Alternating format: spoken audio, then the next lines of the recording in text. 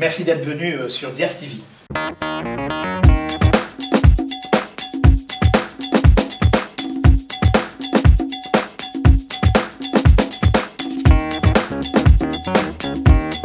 Donc les États-Unis, après la fin de la guerre froide, ont voulu déloger les Français de cette région importante d'Afrique centrale, la région des Grands Lacs. Et donc, ils se sont servis des extrémistes tout type, mais aussi des ONG comme Survie. D'accord. Et justement, toujours en parcourant le livre, on découvre que les multinationales ont un poids assez considérable.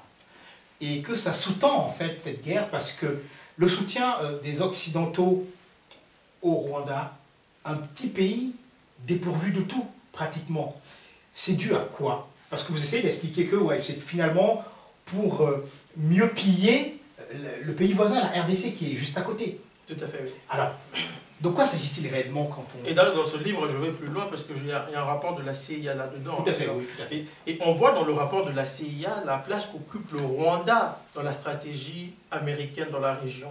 Il s'agit, le Rwanda, c'est en fait le port d'entrée dans la région des Grands Lacs.